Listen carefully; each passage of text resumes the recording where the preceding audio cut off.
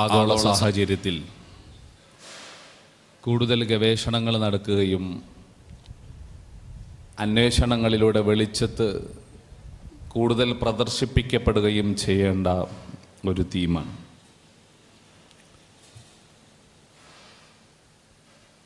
വിദ്യാർത്ഥികൾ എന്ന അർത്ഥത്തിൽ ആഗോളതലത്തിൽ സാമൂഹികവും സാംസ്കാരികവുമായി വളരെ പ്രാധാന്യമുള്ള ഈ ഒരു ടോപ്പിക്ക് നിങ്ങൾ ഉയർത്തിക്കൊണ്ടുവരുമ്പോൾ നിങ്ങളിലുണ്ടാകുന്ന ഈ ചർച്ചയുടെ വികാസത്തിൽ ഇസ്ലാമിക സമൂഹത്തിന് വലിയ പ്രതീക്ഷകളുണ്ട്. കേവലം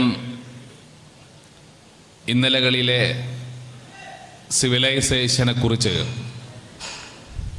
ഇസ്ലാമിൻ്റെ സാംസ്കാരിക ചരിത്രത്തിൻ്റെ രാഷ്ട്രീയ ചരിത്രത്തിൻ്റെ ലെഗസിയെക്കുറിച്ച് നമ്മളിങ്ങനെ വാചാലമായി അവസാനിക്കേണ്ടതല്ല. ഈ ചർച്ചകൾ വലിയ പഠനങ്ങൾ ലോകം ആവശ്യപ്പെടുന്നുണ്ട്. ലോസ്റ്റ് ഹിസ്റ്ററി എന്ന് പറയുന്ന നഷ്ടപ്പെട്ട ചരിത്രം എന്ന ആശയത്തിൽ ലോകത്തോട് ഇസ്ലാമിൻ്റെ ഈ സോഷ്യോ പൊളിറ്റിക്കൽ ചരിത്രത്തെ ചർച്ചയ്ക്ക് കൊണ്ടുവന്ന ഹാമിൽട്ടൺ മോർഗൻ ഏറ്റവും പ്രധാനമായി ഇസ്ലാമിൻ്റെ ഈ ചരിത്രത്തെ വായിക്കുന്നിടത്ത് പറയുന്ന പ്രധാനപ്പെട്ട കാര്യം ലോകം ഇന്ന് വെച്ചു പുലർത്തുന്ന കുറ്റകരമായ ഒരു തെറ്റിദ്ധാരണയെക്കുറിച്ചാണ്. എവിടെ നിന്നാണ് സംസ്കാരം ഉണ്ടാകുന്നത്? എവിടെ നിന്നാണ് സിവിലൈസ്ഡ് കമ്മ്യൂണിറ്റി രൂപപ്പെടുന്നത്? റിനോസൻസ്, നവോത്ഥാനം എന്ന് പറയുന്ന പെരുമ്പറ മുഴക്കിക്കൊണ്ടിരിക്കുന്ന ഒരു സംജ്ഞ, ഒരു പദാവലി, പദപ്രയോഗം അതെത്രമേൽ സത്യസന്ധമായിട്ടാണ് അതിൻ്റെ പേറ്റന്റ് നൽകപ്പെടുന്നത് എന്ന അന്വേഷണം അദ്ദേഹം ഏറ്റവും പ്രധാനമായി മുന്നോട്ട് വെക്കുകയാണ്. ആധുനിക ലോകം വൈജ്ഞാനികപരമായി ലോകത്തോട് ഏറ്റവും വലിയ ഒരു കുറ്റം ചെയ്തു എന്നർത്ഥത്തിൽ ഈ ഗവേഷണങ്ങൾ നമ്മളോട് പറയുന്നുണ്ട്. എവിടെ നിന്നാണ് നവോത്ഥാനത്തിൻ്റെ ഉത്ഭവം എന്ന ചോദ്യം വളരെ പ്രസക്തമാണ്. ആധുനിക അക്കാദമിയയിൽ നമ്മൾ വായിച്ചെടുത്തിട്ടുള്ളത് റോമിൽ നിന്നും ഗ്രീസിൽ നിന്നും ഇറ്റലിയിലെ കൊളറാഡോയിൽ നിന്നുമൊക്കെ ആരംഭിച്ചിട്ടുള്ള മാനവികതയുടെ ചരിത്രത്തെക്കുറിച്ചാണ്.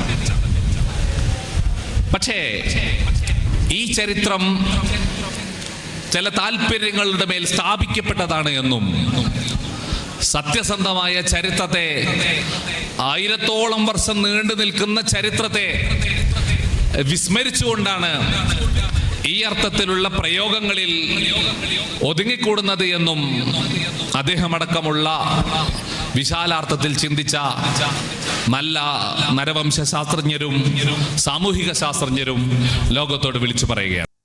നൽകിയത് ഇസ്ലാമാണ് എന്ന്, അല്ലെങ്കിൽ ആധുനികവും പരിഷ്കൃതവും എന്ന് പറയുന്ന ചരിത്രത്തെ രൂപപ്പെടുത്തുന്നത് ഇസ്ലാമാണ് എന്ന് സത്യസന്ധമായി ലോകവീക്ഷണം നടത്തിയവരൊക്കെ പറഞ്ഞിട്ടുള്ള കാര്യമാണ്. അതുകൊണ്ട് തന്നെ 1000ഓളം വർഷം നീണ്ടു നിൽക്കുന്ന, അല്ലെങ്കിൽ അതിനപ്പുറത്തേക്ക് നീണ്ടു നിൽക്കുന്ന ഈ വലിയൊരു സംസ്കാരത്തിന്റെ സ്വച്ഛന്തമായ ഒരു പ്രവാഹത്തെ ഏറ്റവും ഉത്തരവാദിത്വത്തോടുകൂടെ ലോകത്തിന്റെ ചർച്ചയിൽ ഉണ്ടാവേണ്ടതുണ്ട്. നമുക്കറിയാം, മഹാന്മാരായ സ്വഹാബത്ത് റളിയല്ലാഹു അൻഹും മുത്ത് റസൂൽ സല്ലല്ലാഹു അലൈഹി വസല്ലമ തങ്ങളിൽ നിന്ന് ഏറ്റെടുത്ത വെളിച്ചത്തിന്റെ പേര് അത് വിജ്ഞാനമെന്നായിരുന്നു. ആ വൈജ്ഞാനിക വെളിച്ചത്തിന്റെ കൈമാറ്റത്തെ എല്ലാ കാലത്തും ഏറ്റവും കൃത്യമായി ഇസ്ലാമിക സമൂഹം വളരെ ആഴത്തിൽ തന്നെ നടത്തിയെന്നത് നമുക്ക് കാണാൻ പറ്റും. എന്താണ് ഇസ്ലാം ലോകത്തിന് നൽകിയ ഏറ്റവും വലിയ സമ്മാനമെന്ന് ചോദിച്ചാൽ ഈ ഒരു വൈജ്ഞാനികപരമായ പ്രബുദ്ധതയാണ്. മറ്റാർക്കും തന്നെ ഇത്രമേൽ വൈജ്ഞാനികമായിട്ടുള്ള ഒരു ലെഗസിയെ അവകാശപ്പെടാൻ പറ്റില്ല എന്നത് ചരിത്രത്തിന്റെ സാക്ഷ്യമാണ്. അള്ളാഹുവിന്റെ ഹബീബ് സല്ലല്ലാഹു അലൈഹി വസല്ലമ തങ്ങൾ ലോകത്തോട് പഠിപ്പിച്ചത്, ഞങ്ങൾ അമ്പിയാക്കൾ ലം നുവരിസു ദീനാറം വലാ ദിർഹമ വലാകിൻ നുവരിസുൽ ഇൽമ എന്നതാണ്. വിജ്ഞാനത്തെയാണ് ഞങ്ങൾ അനന്തരം നൽകി പോകുന്നത് എന്ന്. ആ അനന്തരമെന്ന വിജ്ഞാനത്തെയാണ് ഖലീഫമാർ ലോകത്ത് പ്രചരിപ്പിച്ചത്. ആ വിജ്ഞാനത്തിന്റെ പ്രചാരണം അതാണ് ലോകത്തിന് യഥാർത്ഥത്തിൽ വെളിച്ചം പകർന്നത്.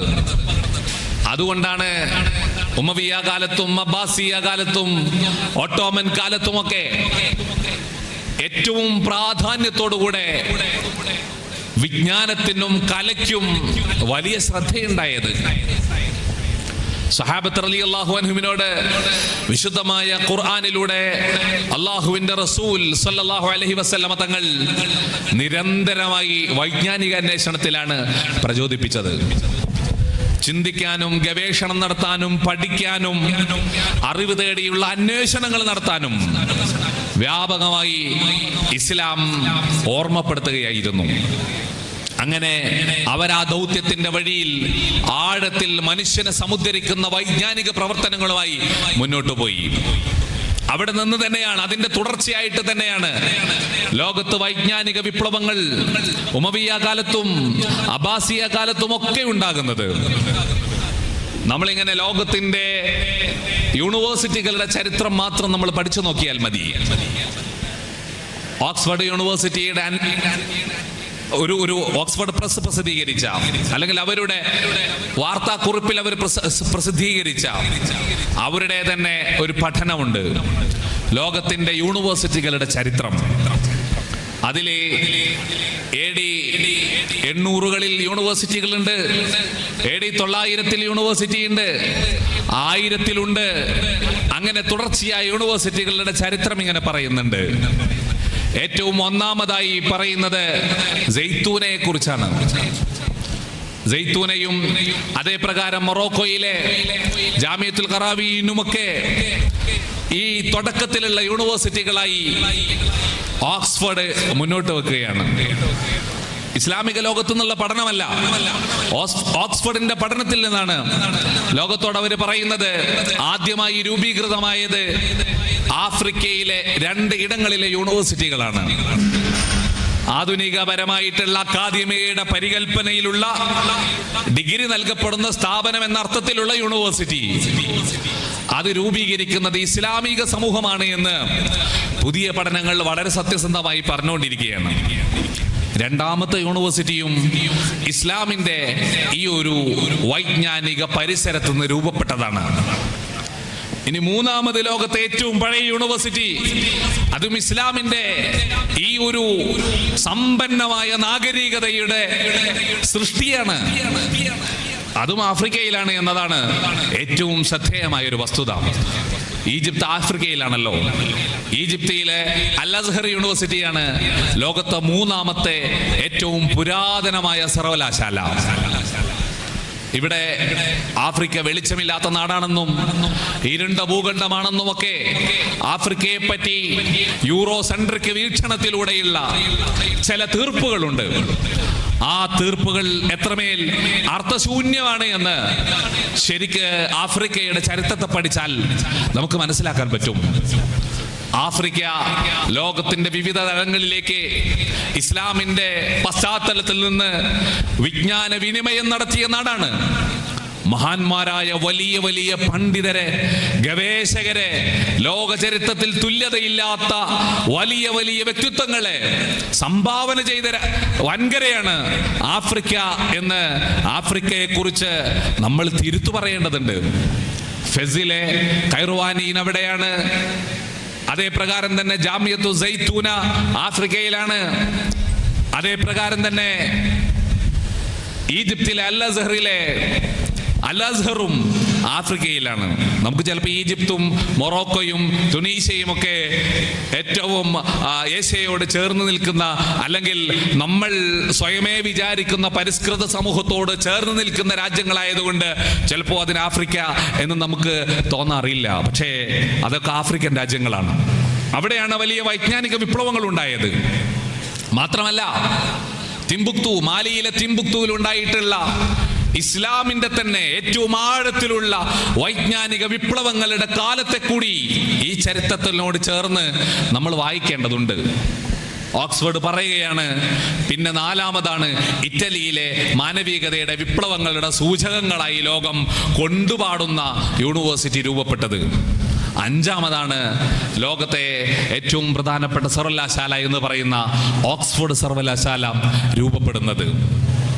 ആദ്യത്തെ 3 സർവകലാശാലകൾ ഇസ്ലാമിക സമൂഹത്തിന്റെ സംഭാവനകളായിരുന്നു.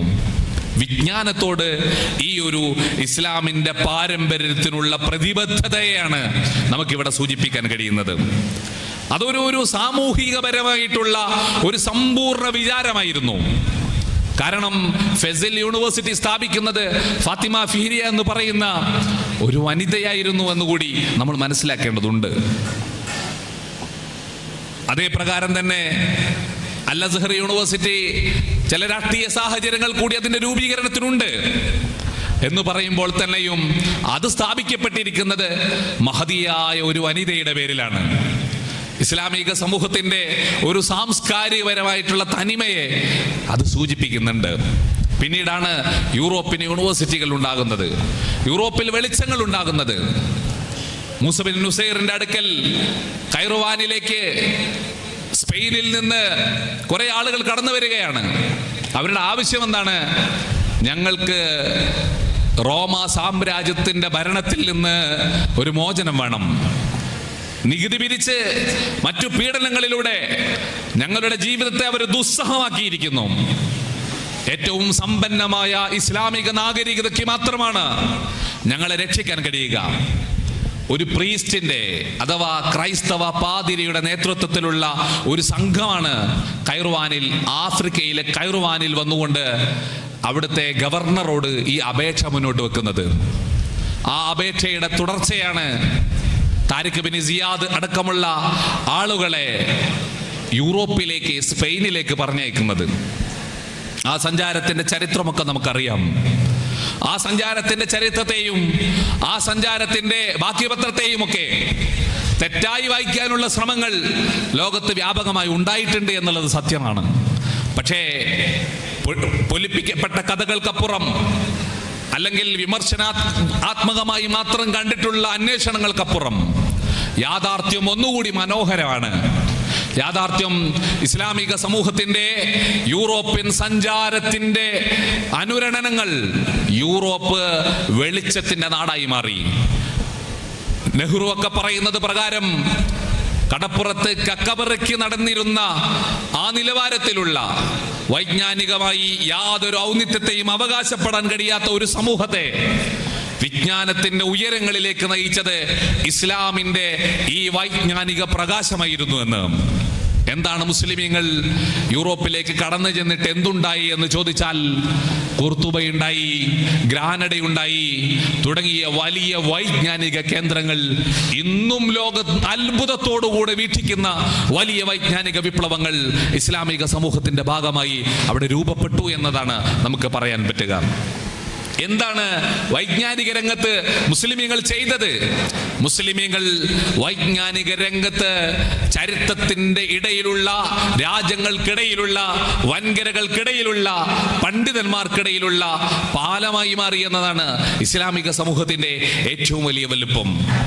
തങ്ങളുടെ വൈജ്ഞാനത്തിൽ അഭിരമിച്ചുകൊണ്ട് അത് മാത്രമാണ് എന്ന് പറഞ്ഞിരിക്കാതെ ലോകത്തുള്ള എല്ലാ വിജ്ഞാനത്തെയും ചേർത്ത് വെച്ച് പഠിച്ച് അന്വേഷിച്ച് എല്ലാ ഭാഷകളിലുള്ള വിജ്ഞാനത്തെയും വിവിധ ഇടങ്ങളിൽ നിന്ന് ശേഖരിച്ചു കൊണ്ടുവന്ന് അതിനെ അറബിയിലേക്ക് കൊണ്ടുവന്നു എന്നതാണ് ഇസ്ലാമിക സമൂഹത്തിന്റെ ഏറ്റവും വിപ്ലവകരമായ വൈജ്ഞാനിക മുന്നേറ്റം. പല വിജ്ഞാനങ്ങളെ, ഇന്ത്യയിൽ നിന്നുള്ള വിജ്ഞാനങ്ങളെ, ഗ്രീസിൽ നിന്നുള്ള വിജ്ഞാനങ്ങളെ, മറ്റു ഇടങ്ങളിൽ നിന്നുള്ള വിജ്ഞാനങ്ങളെ, അതിനെ മുഴുവനും സമാഹരിച്ചു എന്നാണ് ഇസ്ലാമിക സമൂഹത്തിന്റെ ഏറ്റവും വലിയ നേട്ടം. ആ നേട്ടത്തിന്റെ ഫലം അനുഭവിക്കുകയാണ് ഇന്ന് ഈ ലോകം. അന്ന് അത്രമേൽ അത്യധ്വാനത്തോടുകൂടെ ഇസ്ലാമിന്റെ അയിമ്മത്ത് സേവനം ചെയ്തിട്ടില്ലെങ്കിൽ ലോകത്ത് ഇത്രയൊന്നും പ്രകാശമുണ്ടാവില്ല എന്ന് ഒരവകാശവാദം എന്നതിന്റെ അപ്പുറത്ത് തന്നെ നമുക്ക് പറഞ്ഞു വെക്കാൻ പറ്റും. എത്രയോ ആളുകൾ ഇന്ത്യയിലെ വിജ്ഞാനങ്ങളെ അൽബിറൂനി ശേഖരിച്ചു പോയതൊക്കെ സ്കൂൾ പാഠപുസ്തകത്തിൽ തന്നെ നമ്മൾ പഠിക്കുന്നതാണ്. ഇന്ത്യയിലേക്ക് പലരും ആ കാലഘട്ടങ്ങളിൽ യാത്രയ്ക്ക് വന്നിട്ടുണ്ട്, സഞ്ചാരികൾ വന്നിട്ടുണ്ട്, പലരും സഞ്ചാരികളായിട്ട് വന്നിട്ടുണ്ട്. എന്താണ് ആ സഞ്ചാരികൾ അവരുണ്ടാക്കിയത് എന്ന് യൂറോപ്പിൽ നിന്ന് വന്ന സഞ്ചാരികൾ ഇന്ത്യയെ പറ്റി എഴുതി വെച്ചത് നമ്മൾ വായിച്ചിട്ടുണ്ട്. ഇന്ത്യയെ പറ്റി അപരിഷ്കൃതരും പുരോഗതിയില്ലാത്തവരുമായിട്ടുള്ള ഒരു തരം സമൂഹമായിട്ടാണ് ഇന്ത്യയെക്കുറിച്ച് പല യൂറോപ്യൻ സഞ്ചാരികളും ആ കാലഘട്ടത്തിൽ എഴുതിയിട്ടുള്ളത് എന്നാണ്. എന്നാൽ അൽബിറൂനി ഇന്ത്യയെക്കുറിച്ച് എഴുതിയത് ഇന്ത്യയുടെ വിജ്ഞാനങ്ങളെ അറബിയിലേക്ക് സംഭാവന ചെയ്തുകൊണ്ടാണ്, ഈ ഒരു വൈജ്ഞാനിക ധർമ്മത്തെയാണ് നിർവഹിച്ചത് എന്ന് നമുക്ക് കാണാൻ പറ്റും. ഇന്ത്യ എന്ന ആശയത്തെ, ഇന്ത്യയിലുള്ള വൈജ്ഞാനികങ്ങൾ, മുസ്ലിമീങ്ങളായിട്ടുള്ള ശാസ്ത്രജ്ഞർ, മുസ്ലിമീങ്ങളായിട്ടുള്ള പണ്ഡിതർ അവരുടെ സേവനങ്ങളിലൂടെയാണ് ലോകത്ത് വെളിച്ചം കാണുന്നത് എന്ന് നമുക്ക് കാണാൻ പറ്റും.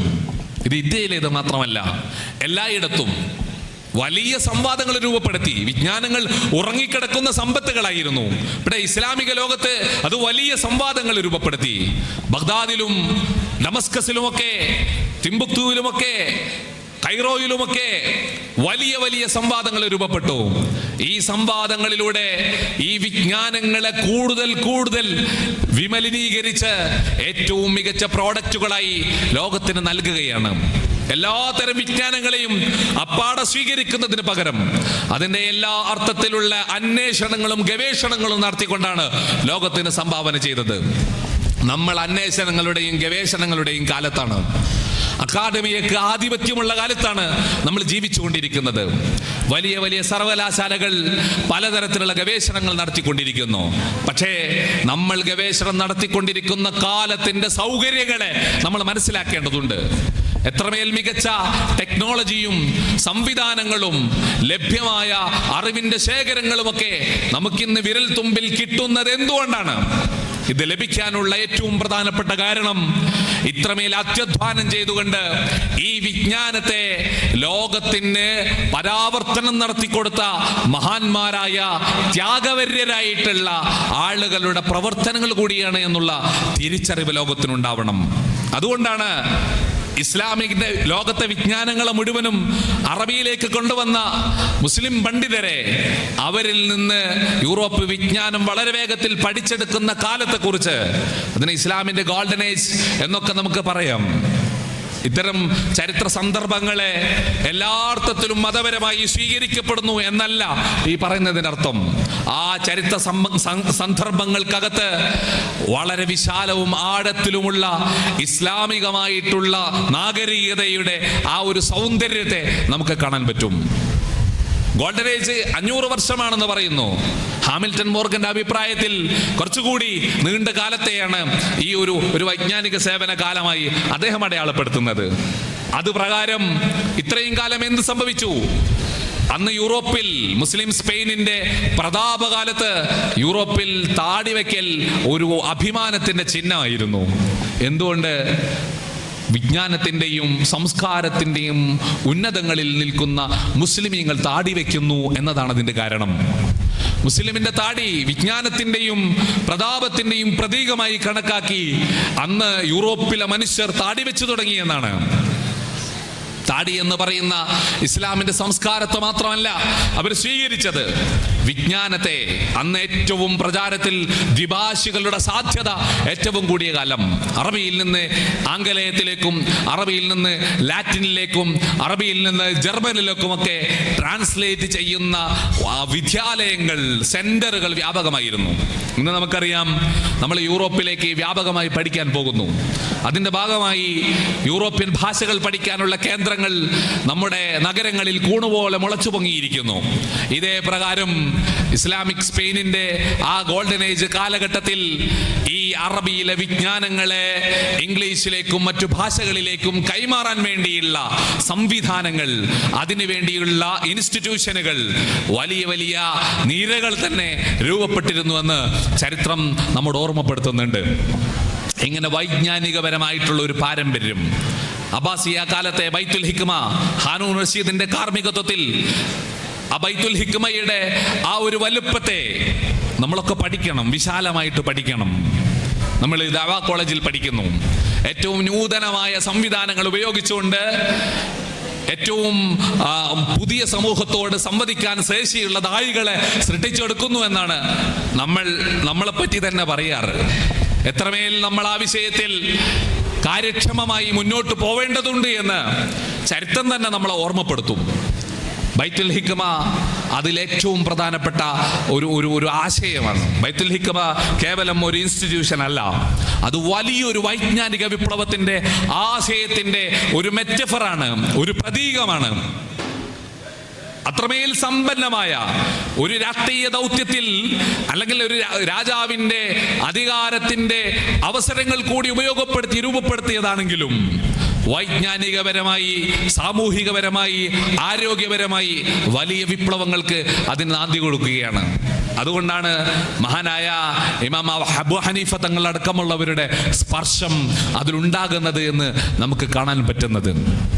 വലിയ ചിന്തകൾ, ലോകത്തിന്റെ ദൈക്ഷണിക തലസ്ഥാനമായി ബഗ്ദാദ് മാറുകയാണ്. വിജ്ഞാനത്തിന്റെ ഉൽപാദനം, എത്രയെത്ര പ്രതിഭകളെയാണ് ബഗ്ദാദ് സൃഷ്ടിച്ചെടുത്തത്, എത്രയെത്ര ശാസ്ത്രജ്ഞരെയാണ്, എത്രയെത്ര ഗവേഷകരെയാണ് ഈ ഒരു കാലഘട്ടത്തിൽ ബഗ്ദാദ് അടക്കമുള്ള കേന്ദ്രങ്ങൾ ലോകത്തിന് സംഭാവന ചെയ്തത്. ചരിത്രത്തിന്റെ നിയോഗമായിരിക്കാം ഇസ്ലാമിക ഖിലാഫത്തിന്റെ തലസ്ഥാനങ്ങൾ ഇങ്ങനെ മദീനയിൽ നിന്ന് ഡമസ്കസിലേക്കും പിന്നീട് ബഗ്ദാദിലേക്കും അങ്ങനെയുള്ള സഞ്ചരിക്കാനുള്ള കാരണങ്ങൾ. ഈ വലിയ വലിയ നിയോഗങ്ങൾ അതിന്റെ പിന്നിലുണ്ടാവാം. ചരിത്രത്തെ പല പല കോണുകളിലൂടെ വായിക്കപ്പെടേണ്ടതുണ്ട്. ആ വായനയിലൂടെ നമുക്ക് വ്യക്തമാകുന്ന വസ്തുത വൈജ്ഞാനികമായ ഈ വിപ്ലവത്തിന്റെ കാലത്തെയാണ്. അള്ളാഹുവിന്റെ ഹബീബ് സല്ലല്ലാഹു അലൈഹി വസല്ലമ തങ്ങൾ ലോകത്തിന് കഴിമാറിപ്പോയ ദീപശിഖയുടെ ആ ദീപശിഖയിൽ നിന്ന്, ബാറ്റണിൽ നിന്ന് പ്രകാശം ഏറ്റുവാങ്ങുന്ന രംഗങ്ങളെയാണ് വ്യാപകമായി നമ്മൾക്ക് കാണാൻ പറ്റുന്നത്. ഒരു നല്ല വിജ്ഞാനവും ഇസ്ലാമിക സമൂഹത്തിന് അന്യമല്ല. സമൂഹത്തിന്റെ നന്മയ്ക്ക് വേണ്ടിയുള്ള നിരന്തരമായ അന്വേഷണങ്ങൾ അത് ഇസ്ലാമിക സമൂഹത്തിന്റെ ഏറ്റവും പ്രധാനപ്പെട്ട മുഖമുദ്രയാണ്. സാമൂഹിക ക്ഷേമം എല്ലാ ഖിലാഫത്തുകളുടെയും മുഖമുദ്രയാണ്. ലോകത്ത് അധികാരം കിട്ടിയ ആളുകൾ എന്തെല്ലാം ചെയ്തു എന്ന് ചരിത്രം വെച്ച് നമ്മൾ വായിച്ചു നോക്കിയാൽ മതി. പക്ഷേ ഇസ്ലാമിക ഖിലാഫത്തിന്റെ കാലത്ത് ആ അധികാരത്തിന്റെ ബൈ പ്രൊഡക്റ്റായി ലോകത്തിന് എന്തെല്ലാം ലഭിച്ചു എന്ന് നമ്മൾ വായിക്കുമ്പോൾ ചരിത്രം സ്തബ്ധരായി നിൽക്കും. അതുകൊണ്ടാണ് എല്ലാവർക്കും ഈ അർത്ഥത്തിൽ ഇസ്ലാമിനെ മനോഹരമായി കാണേണ്ടി വരുന്നത്. അൽഫോൻസ് ഡെ ലാമാർട്ടിൻ എന്ന് പറയുന്ന ഫ്രഞ്ച് തത്വചിന്തകൻ, അള്ളാഹുവിന്റെ ഹബീബ് സല്ലല്ലാഹു അലൈഹി വസല്ലമ തങ്ങളെ കുറിച്ച് അദ്ദേഹം പറയുന്ന ചില വാക്കുകളുണ്ട്. എന്താണ് നബി സല്ലല്ലാഹു അലൈഹി വസല്ലമ തങ്ങൾ സൃഷ്ടിച്ചെടുത്തത് എന്ന് അദ്ദേഹം പറയുന്നുണ്ട്. മൂന്ന് കാര്യങ്ങൾ, വലിയ ലക്ഷ്യം, അതിലേക്ക് ലളിതമായ പ്രയോഗങ്ങൾ, അതിൻ്റെ ഉന്നതമായ വിജയം. നബി സല്ലല്ലാഹു അലൈഹി വസല്ലമ തങ്ങളുടെ ലക്ഷ്യം സമ്പൂർണ്ണ സാംസ്കാരിക സമൂഹത്തെ സൃഷ്ടിച്ചെടുക്കുക എന്നതാണ്.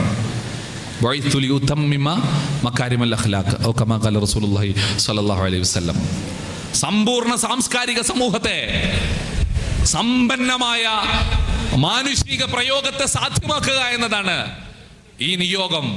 ആ നിയോഗത്തിന്റെ വലുപ്പത്തെയാണ് ലോകത്തിന്റെ വിവിധ ഭാഗങ്ങളിൽ നമ്മൾ കാണുന്നത്. ഏറ്റവും വലിയ സാംസ്കാരിക സമൂഹത്തെ രൂപപ്പെടുത്തുന്നു. എല്ലാ അർത്ഥത്തിലും വിജ്ഞാനമാണ് സംസ്കാരത്തിന്റെ ഏറ്റവും വലിയ അടിത്തറ എന്ന് പറയുന്നത്. മനുഷ്യരിൽ റസൂലുള്ളാഹി സ്വല്ലല്ലാഹു അലൈഹി വസല്ലം തങ്ങൾ കൈമാറിയ വിജ്ഞാനത്തിന്റെ സ്വഭാവം എന്താണ്? നമ്മൾ ഇന്ന് ജീവിക്കുന്നത് നോളജ് സൊസൈറ്റിയിലാണ് എന്ന് നമ്മൾ പറയൂ അല്ലേ? Knowledge society, knowledge community, knowledge boom നടക്കുന്നു. ആർട്ടിഫിഷ്യൽ ഇന്റലിജൻസിന്റെ വലിയ വിപ്ലവങ്ങൾ നടക്കുന്നു. അതേപോലെ തന്നെ മെഷീൻ ലേണിംഗിന്റെയും ക്ലൗഡ് കമ്പ്യൂട്ടിങ്ങിന്റെയും അങ്ങനെ ഫ്യൂച്ചറിസ്റ്റിക് ആയിട്ടുള്ള നോളജിന്റെ ഒരു വലിയ പ്രളയം നടക്കുന്നു എന്ന് പറയുന്ന കാലത്താണ് നമ്മൾ ജീവിച്ചുകൊണ്ടിരിക്കുന്നത്. പക്ഷേ ഈ കാലത്തിൻ്റെ വൈജ്ഞാനികപരമായിട്ടുള്ള ആ ഒരു അസ്തിത്വത്തെ മനുഷ്യത്വവുമായി ചേർത്ത് നമ്മൾ വായിക്കുമ്പോൾ നമ്മൾ പതറിപ്പോകും. നമ്മുടെ പുരോഗതി ഇവിടെ എന്തുണ്ടാക്കി എന്ന് ചോദിച്ചാൽ, നമ്മുടെ പുതിയ കാല ശാസ്ത്രീയ പുരോഗതി ഇന്ന് എന്തുണ്ടാക്കുന്നു എന്ന് ചോദിച്ചാൽ, ഒരു അമ്പ് കൊണ്ട് ഒരാളെ കൊല്ലാൻ പറ്റുമായിരുന്നുവെങ്കിൽ നമ്മൾ ശാസ്ത്രീയമായി പുരോഗമിച്ച് ഒരു ബോംബ് കൊണ്ട് 10,000 പേരെ ഒന്നിച്ചു കൊല്ലാനുള്ള ശാസ്ത്രീയ പുരോഗതി നമ്മൾ നേടിയെടുത്തു. ഓരോന്നും നമ്മൾ പരിശോധിച്ച് നോക്കിയാൽ മതി. എത്രമേൽ അഭിമാനത്തോടെ നമുക്ക് നമ്മുടെ ശാസ്ത്രീയ പുരോഗതികളെ കാണാൻ പറ്റും. നന്മയ്ക്ക് വേണ്ടി ഉൽപ്പാദിപ്പിക്കപ്പെട്ട വിജ്ഞാനങ്ങൾ തിന്മയ്ക്ക് വേണ്ടി പ്രയോഗിക്കപ്പെട്ട ദുരന്തത്തിൻ്റെ കാലത്താണ്. അതാണ് സയൻസിൻ്റെ അവസാനം എന്നൊക്കെ ചർച്ചകൾ ലോകത്ത് ഉയരുന്നതും അങ്ങനെ ഒരു പുസ്തകം തന്നെ ലോകത്ത് രൂപപ്പെടുത്തതും അല്ലേ? എങ്ങനെയാണ് നോബൽ പ്രൈസ് ഉണ്ടായത്? സയനൈഡിൻ്റെ കണ്ടെത്തലും ആ സയനൈഡ് എന്ന് പറയുന്ന മനുഷ്യരാശിക്ക് അനിവാര്യമായിട്ടുള്ള ഒരു ഉൽപ്പന്നം മനുഷ്യരാശി പ്രയോഗിച്ചത് മനുഷ്യന് ദുരന്തമുള്ള രൂപത്തിലാണ്. ഈ സമയം MC² ആറ്റം ബോംബിന്റെ തിയറിയായിട്ട് മാറുന്നതാണ് ലോകത്ത് നമ്മൾ കാണുന്നത്. യുറേനിയം സമ്പുഷ്ടീകരണവും യുറേനിയത്തിന്റെ ഊർജം കൊണ്ട് ലോകത്തുണ്ടാകുന്ന വിപ്ലവത്തെ, നമ്മുടെ വിജ്ഞാനത്തെ പറ്റിയുള്ള നിർവചനങ്ങളും. എന്താണ് വിജ്ഞാനം? ഇസ്ലാമിൻ്റെ വിജ്ഞാനത്തിൻ്റെ കാഴ്ചപ്പാട് നാഫിആയ ഇൽമുൻ നാഫിആയാണ്. മനുഷ്യകുലത്തിനും വ്യക്തിക്കുമൊക്കെ സാംസ്കാരികപരമായി സാമൂഹികപരമായി ഉണ്ടാവേണ്ട ഒരു പൂർണ്ണതയിലേക്കുള്ള ഒരു സഞ്ചാരത്തെ സാധ്യമാക്കുക എന്നത് ഈ വിജ്ഞാനങ്ങൾ കൊണ്ട് സംഭവിക്കണം. അതിനുവേണ്ടിയുള്ള പ്രവർത്തനങ്ങൾ, വികസനത്തെക്കുറിച്ചുള്ള കാഴ്ചപ്പാടുകൾ, അബ്ബാസിയ കാലത്തുള്ള വലിയ വികസന മുന്നേറ്റങ്ങൾ, ആരോഗ്യരംഗത്ത് ഹോസ്പിറ്റലുകൾ, വൈദ്യശാസ്ത്ര ഗവേഷണങ്ങൾ, പ്രാക്ടീസുകൾ, വിവിധങ്ങളായിട്ടുള്ള വൈജ്ഞാനിക സേവനങ്ങൾ, ഇതെല്ലാം ആരോഗ്യരംഗത്ത് നടക്കുകയാണ്. ഈ ചരിത്രത്തിൻ്റെ ഓരങ്ങളിലാണ് കാനൺ ഓഫ് മെഡിസിൻ രചിക്കപ്പെടുന്നത്. വൈദ്യശാസ്ത്രത്തിൻ്റെ ഏറ്റവും അടിസ്ഥാനപരമായ റഫറൻസ് ഗ്രന്ഥമായ കാനൺ ഓഫ് മെഡിസിനും അതേപോലെ ഒരുപാട് മരുന്നുകൾ കണ്ടെത്തുന്നത്. അൽ സഹ്റാവിയുടെ ഓപ്പറേഷൻ നടക്കുന്നത് ഈ കാലത്താണ്. ഇതേതെങ്കിലും പുഷ്പക വിമാനത്തിൻ്റെ കഥ പറച്ചിലുകളല്ല, ചരിത്രാന്വേഷികൾക്ക് സത്യസന്ധമായി കണ്ടെത്താൻ കഴിയുന്ന വസ്തുതകളെയാണ്. ലോകത്തിൻ്റെ വിവിധ ഭാഗങ്ങളിൽ, പ്രത്യേകിച്ച് സ്പെയിനിലും ആതുരാലയങ്ങൾ വ്യാപകമായി, വളരെ മൾട്ടി സ്പെഷ്യാലിറ്റി ഹോസ്പിറ്റലുകൾ, സെപ്പറേറ്റ് ഡിപ്പാർട്ട്മെന്റുകൾ. ഇന്ന് നമ്മൾ എത്ര ഡിപ്പാർട്ട്മെന്റുകളെ കാണുന്നു? ഇതേ പ്രകാരം പലതരം വ്യത്യസ്ത മെഡിസിനുകൾ, ഒറ്റ മെഡിസിൻ അല്ല, ഡിപ്പാർട്ട്മെന്റുകൾ, നെഫ്രോളജിയും അതുപോലെ തന്നെ ഓങ്കോളജിയും, അതുപോലെ ഓരോരോ വ്യത്യസ്തമായ ഡിപ്പാർട്ട്മെന്റുകൾ, സർജറിയുടെ ഡിപ്പാർട്ട്മെന്റുകൾ വികസിച്ചു വരുന്നു. പരിസ്ഥിതി വികസിക്കുന്നു. രാജ്യത്തെ റോഡുകളും മറ്റു സംവിധാനങ്ങൾക്കും ഡെവലപ്മെന്റുകൾ ഉണ്ടാകുന്നു. വ്യാപകമായ കപ്പൽ സഞ്ചാരങ്ങൾ ഉണ്ടാകുന്നു. കപ്പൽ സഞ്ചാരികളാണ് ലോകത്തെ ഏറ്റവും കൂടുതൽ വിജ്ഞാനത്തിന്റെ അന്വേഷണങ്ങൾ നടത്തിയത് എന്ന് ഈയിടെ കേരളത്തിന്റെ കാലാവസ്ഥാ നിരീക്ഷണ കേന്ദ്രത്തിന്റെ ഹെഡായിട്ടുള്ള ഒരു മാഡത്തിന്റെ സ്പീച്ചിൽ കേൾക്കുകയുണ്ടായി. കടൽ സഞ്ചാരികളാണ് ലോകത്ത് വിജ്ഞാനം ഏറ്റവും കൂടുതൽ വർദ്ധിപ്പിച്ചത് എന്ന്. എന്താ കാരണം? ആരാണ് ഈ കടലിൽ അങ്ങോട്ടും ഇങ്ങോട്ടും വലിയ അർത്ഥത്തിലുള്ള വ്യാപാരത്തിൻ്റെയും സാംസ്കാരിക വിനിമയത്തിൻ്റെയും സഞ്ചാരങ്ങൾ നടത്തിയത്? അത് പരിശോധിക്കുമ്പോൾ നമുക്കത് മനസ്സിലാകും. അവർക്ക് ആസ്ട്രോണമിയും ആസ്ട്രോളജിയും ഓഷ്യോനോഗ്രഫിയും ഓഷ്യോളജിയും ഒക്കെ, അതേ പ്രകാരം തന്നെ നമ്മുടെ വായുവിൻ്റെ വ്യത്യസ്ത അനുഭവങ്ങളെക്കുറിച്ചുള്ള പഠനങ്ങൾ, ഇങ്ങനെയുള്ള വിവിധങ്ങളായ പഠനങ്ങളെ കൊണ്ട് സമ്പന്നമായിട്ടുള്ള ഒരു കാലഘട്ടത്തെ നമുക്ക് ഈ കാലത്തിൻ്റെ ഇടയിൽ കാണാൻ പറ്റും. അതുകൊണ്ടാണല്ലോ ഇന്ത്യയിലേക്ക് വാസ്കോ ഡ ഗാമക്ക് വഴി കാണിക്കാൻ ഇബ്നു മാജിദ് ആണല്ലോ ഉണ്ടായത്. ആഫ്രിക്കൻ്റെ കിഴക്കൻ തീരങ്ങളിലുണ്ടായ ഒരു മുന്നേറ്റമുണ്ട്. താൻസാനിയ തുടങ്ങിയിട്ടുള്ള നാടുകളിലുണ്ടായിട്ടുള്ള മുന്നേറ്റമുണ്ട്. ആ മുന്നേറ്റത്തിൻ്റെ ഉപോത്ബലമായി രൂപപ്പെട്ടിട്ടുള്ള വലിയ സമുദ്രജ്ഞാനികളിലൂടെയാണ് പല ആളുകളും ഗുഡ് ഹോപ്പ് മുനമ്പ് കടന്നുകൊണ്ട് ലോകത്തോട് സഞ്ചാരത്തിലൂടെ വിനിമയം നടത്തിയത്. ചരിത്രത്തിൽ പലയിടത്തും നമുക്കത് കാണാൻ കിട്ടില്ല.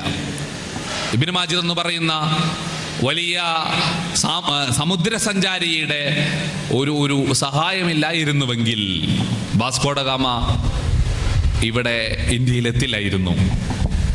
തങ്ങൾക്ക് എല്ലാത്തരം മനുഷ്യരുടെയും അനുഭവങ്ങളെ അധികാരപൂർവം വാങ്ങിയെടുക്കാനുള്ള നീതിപൂർണമല്ലാത്ത ശേഷി പലപ്പോഴും യൂറോപ്പിലെ ഈ മേധാവിത്വത്തിനുണ്ടായിട്ടുണ്ട്. ഇന്നും നമ്മളതാണ് കാണുന്നത്.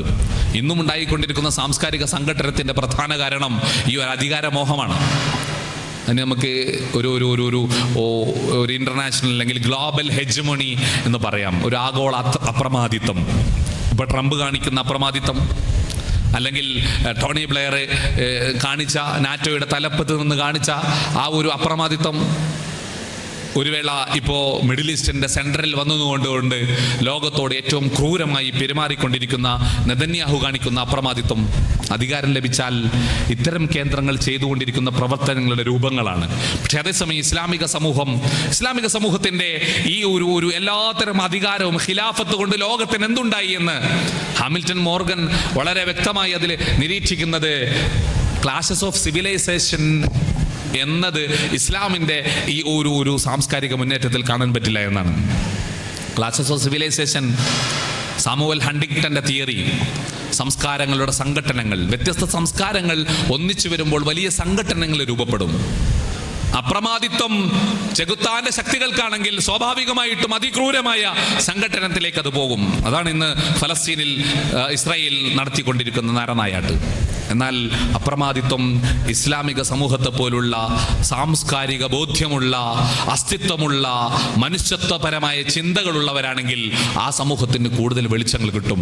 അതാണ് യൂറോപ്പിലേക്ക് ഇസ്ലാം രക്ഷകരായി, സൈനിക സഹായത്തിന് രക്ഷകരായി താരിഖ് ബിൻ സിയാദിന്റെ നേതൃത്വത്തിൽ യൂറോപ്പിലേക്ക് കടന്നു ചെന്നപ്പോൾ അവിടെ ഉണ്ടായത് എന്താണെന്ന് ചോദിച്ചാൽ ആ സമൂഹത്തിന് വെളിച്ചം ലഭിച്ചു.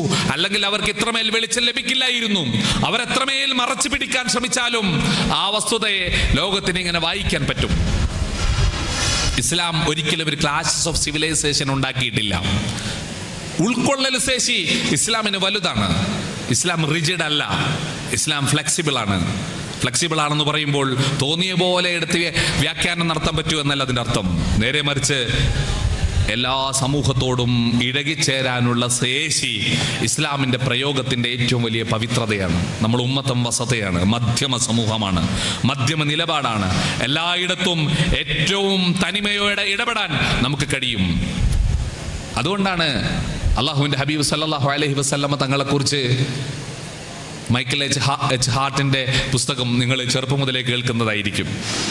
മൈക്കൽ എച്ച് ഹാർട്ട് എന്തുകൊണ്ടാണ് തൻ്റെ പ്രവാചകനെയും മറ്റു യൂറോപ്പിലെ നവോത്ഥാന നായകരെയൊക്കെ മാറ്റിവെച്ച് ഒന്നാമത് മുഹമ്മദ് നബി സല്ലല്ലാഹു അലൈഹി വസല്ലമ തങ്ങളെ ദ 100 എന്ന പുസ്തകത്തിൽ കൊണ്ടുവന്നത് എന്ന ചോദ്യത്തിൻ്റെ ഉത്തരത്തിലുള്ള പ്രധാനപ്പെട്ട ഒരു ഭാഗം അതിങ്ങനെയാണ്. നബി സല്ലല്ലാഹു അലൈഹി വസല്ലമ തങ്ങൾ സമ്പൂർണ്ണമായി വിജയിച്ചു. എങ്ങനെ? റിലീജിയസ് ഏരിയയിലും സെക്കുലർ ഏരിയയിലും സമ്പൂർണ്ണമായി. യൂറോപ്പിൻ്റെ ഒരു വായനയാണ്. റിലീജിയസ് ആൻഡ് സെക്കുലർ രണ്ട് തലങ്ങളിലും സമ്പൂർണ്ണമായി വിജയിച്ചു. യഥാർത്ഥത്തിൽ ഈ വായന എന്ന് പറയുന്നത് യൂറോപ്പിൻ്റെ പരിമിതിയാണ്. യൂറോസെൻട്രിക് എപ്പിസ്റ്റമോളജിയുടെ പരിമിതിയാണ് ഈ ഒരു വായന എന്ന് പറയുന്നത്. നമുക്കിങ്ങനെ ഒരു റിലീജിയസ് ആൻഡ് സെക്കുലർ എന്ന് പറയുന്ന രണ്ട് ദ്വന്ദ്ങ്ങളില്ല. നമ്മുടെ റിലീജിയസിന്റെ കുത്ത് ഈ സെക്കുലർ ബോധങ്ങൾ മുഴുവനും നിറഞ്ഞു നിൽക്കുന്നുണ്ട്. അതില്ലാത്ത പുറത്തുനിന്ന് കടമെടുക്കേണ്ട ഒരവസ്ഥ ഇസ്ലാമികപരമായിട്ടുള്ള ഈ ഒരു സിസ്റ്റത്തിനില്ല. അത് മൈക്കൽ എച്ച് ഹാർട്ടിന്റെ വായനയുടെ പരിമിതിയാണ് ഈ റിലീജിയസ് ആൻഡ് സെക്കുലർ എന്ന് പറയുന്നത്. ഇസ്ലാമികമായ ഒരു ഇൻഡിജീനിയസ് ആയിട്ടുള്ള നമ്മുടേതായിട്ടുള്ള ഇസ്ലാമിക വായനയിൽ നിന്ന് നമ്മൾ അതിനെ എടുത്ത് വായിക്കുമ്പോൾ തീർച്ചയായിട്ടും നമുക്ക് കാണാൻ പറ്റുന്നത് റിലീജിയസ് എന്ന ആശയത്തിൽ എല്ലാം ഉൾക്കൊണ്ടു. ആ റിലീജിയസ് എന്ന ആശയത്തിൽ അയൽവാസി ഏത് മതക്കാരനാണെങ്കിലും അവനോടുള്ള പ്രയോഗത്തെക്കുറിച്ച്, തനിക്ക് അധികാരമുള്ള ഇടത്ത് ജീവിക്കുന്ന ഏത് മതത്തിൻ്റെയും വിശ്വാസത്തിൻ്റെ ആളാണെങ്കിലും അവനോടുള്ള സമീപന രീതിയെക്കുറിച്ച്, അവിടെയുള്ള പട്ടിണി ഏത് മനുഷ്യനാണെങ്കിലും, രോഗം ഏത് മനുഷ്യനാണെങ്കിലും, സഞ്ചാര സ്വാതന്ത്ര്യം ആവശ്യമുള്ളത് ഏത് മനുഷ്യനാണെങ്കിലും അവിടെയൊക്കെ എടുക്കേണ്ട ഉന്നത മാനവിക ബോധത്തെക്കുറിച്ചുള്ള ഇസ്ലാമിന്റെ കാഴ്ചപ്പാടുകൾ. പക്ഷെ ആ കാഴ്ചപ്പാടുകൾ പല സാമൂഹിക വ്യവസ്ഥിതികൾക്കും ഇല്ല. യൂറോപ്പ് അല്ലെങ്കിൽ ഈ നവോത്ഥാനമെന്ന് നമ്മളിങ്ങനെ ഈ പൊതിഞ്ഞു പറയുന്ന യൂറോപ്യൻ നവോത്ഥാനത്തിൻ്റെ ഏറ്റവും വലിയ ദുരന്തം എന്താണെന്ന് ചോദിച്ചാൽ ആഫ്രിക്കയിലും ഏഷ്യയിലുമുള്ള വൈജ്ഞാനികപരമായിട്ടുള്ള അസറ്റുകളെ, വൈജ്ഞാനികമായ ലെഗസിയെ നശിപ്പിച്ചു എന്നാണ്. ഗ്രന്ഥാലയങ്ങൾ അവർ നശിപ്പിച്ചു. നദികൾക്ക് കുറുകെ ഗ്രന്ഥങ്ങളെ കൊണ്ട് പാലമിട്ടുകൊണ്ട് സൈനിക വ്യൂഹങ്ങൾ കടന്നുപോയി. അത്രമേൽ ഗ്രന്ഥങ്ങളെ നശിപ്പിച്ചു. ചോരപ്പുഴ ഒഴുക്കി. ഒരു സംസ്കാരത്തെ നശിപ്പിക്കാനുള്ള എല്ലാ ശ്രമങ്ങളും ഉണ്ടായി. ഇസ്ലാമിക സമൂഹത്തിൻ്റെ ഇടപെടൽ അങ്ങനെയല്ല. എവിടെ ചെല്ലുന്നുവോ ആ സമൂഹത്തിൻ്റെ നൈതികമായിട്ടുള്ള ഒരു പരിപ്രേക്ഷ്യത്തെയാണ്, അല്ലെങ്കിൽ ഒരു പരിസരത്തെ പരിഗണിച്ചുകൊണ്ടുള്ള ഇടപെടലാണ് ഇസ്ലാമിക സമൂഹം എല്ലായിടത്തും നടത്തിയിട്ടുള്ളത്. ഇസ്ലാമിൻ്റെ ഖിലാഫത്തിൻ്റെ വ്യാപനത്തിൻ്റെ ചരിത്രം നമുക്കത് പറഞ്ഞു തരുന്നുണ്ട്. ഇസ്ലാമിക ഖിലാഫത്തിൻ്റെ വ്യാപനം ലോകം സന്തോഷത്തോടെ ഇങ്ങനെ സ്വീകരിച്ചതാണ്. അടിച്ചമർത്തലിൻ്റെയോ പിടിച്ചടക്കലിൻ്റെയോ നിരന്തരമായ പോരാട്ടത്തിൻ്റെയോ അനീതിയുടെയോ പ്രവർത്തനമല്ല. നേരെ മറിച്ച് വളരെ സ്വച്ഛന്തമായിട്ടുള്ള, അനിവാര്യമായിട്ടുള്ള, ചെന്നുതെല്ലുന്ന സമൂഹം ആഗ്രഹിക്കുന്ന വ്യാപനമായിരുന്നു. അതുകൊണ്ട് തന്നെ അവിടെ എത്തിപ്പെടുന്ന സമൂഹം അത് ആഗ്രഹിക്കുകയും ആ സമൂഹം അത് ഏറ്റെടുക്കുകയും ചെയ്തു. അതാണ് സ്പെയിനിൽ സംഭവിച്ചത്. നമ്മൾ പറഞ്ഞത് എല്ലായിടത്തും ഇങ്ങനെയാണ്. ആ സമൂഹം അതിനെ വിശാലമായി ഏറ്റെടുക്കുകയാണ് ഉണ്ടായത്. എന്തുകൊണ്ട് ഏറ്റെടുത്തു? അവർക്ക് ഏറ്റവും ഗുണപരമായിട്ടുള്ള പരിവർത്തനങ്ങൾ ഇസ്ലാമികമായ ഈ വികാസങ്ങൾ കൊണ്ടുവരുന്നു എന്നാണ്. നമ്മൾ ജനാധിപത്യത്തിൻ്റെ എലമെൻറ്റുകളെക്കുറിച്ച്, സ്വാതന്ത്ര്യത്തിൻ്റെ എലമെൻറ്റുകളെക്കുറിച്ച് നമ്മളിങ്ങനെ ചർച്ച ചെയ്യുമ്പോൾ ഇതൊക്കെ എവിടെ നിന്ന് കടന്നു വരുന്നു? മഹാന്മാരായ സ്വഹാബത്ത് ഖിലാഫത്തിൻ്റെ തെരഞ്ഞെടുപ്പുകളിൽ ഏറ്റവും മനോഹരമായ പരിഷ്കൃത മനുഷ്യനെ സ്വീകരിക്കാൻ പറ്റുന്ന, ലോകത്ത് നിലനിന്നിരുന്ന ഓട്ടോക്രസിയുടെ ഒരു തരത്തിലുള്ള ലാഞ്ചനയുമില്ലാതെ ഏറ്റവും ജനാധിപത്യപരമായി എന്ന് പറഞ്ഞാൽ ആ പദം ചിലപ്പോൾ ഇസ്ലാമികമായ പ്രയോഗത്തെ ചുരുക്കുമോ എന്ന് പേടിയുണ്ട്. എങ്കിലും പൂർണ്ണമായി മനുഷ്യരെ ഉൾക്കൊള്ളുന്ന ഒരു വ്യവസ്ഥിതിയെയാണ് ഖിലാഫത്തിലൂടെ സ്ഥാപിക്കുന്നത്.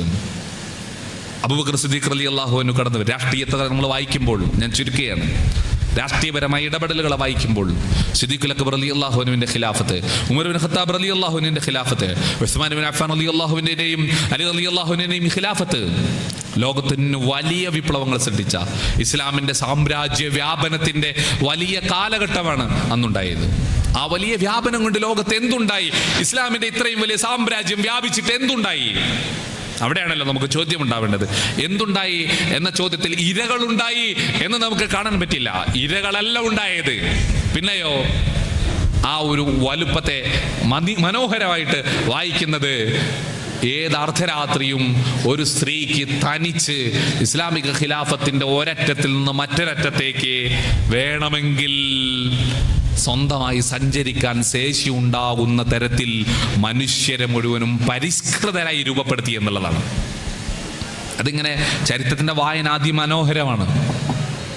നമ്മുടെ രാജ്യത്തും നമുക്കിതിൻ്റെ ചില കാഴ്ചകൾ കാണാം. ഡൽഹി സുൽത്താനേറ്റിനെ കുറിച്ച്, ഡൽഹിയിലെ സൂഫികളുടെ ഇടപെടലിനെ കുറിച്ച് ഖാജ മുഈനുദ്ദീൻ ജിശ്രി അജ്മീരി തങ്ങൾ, ബക്തിയാർ കാക്കി ദഹ്ലവി തങ്ങൾ, നിസാമുദ്ദീൻ ഔലിയ തങ്ങൾ അടക്കമുള്ള മഹാന്മാരായ സൂഫികൾ എന്താണ് ഇന്ത്യ രാജ്യത്ത് ഉണ്ടാക്കിയത് എന്ന് ചരിത്രത്തെ നമ്മൾ വായിച്ചു നോക്കുമ്പോൾ ഡൽഹി ഡൈനാസ്റ്റിയുടെ കീഴിൽ കളവ് പറയുന്ന ഒരു മനുഷ്യൻ പോലും ബാക്കിയായില്ല എന്നാണ്.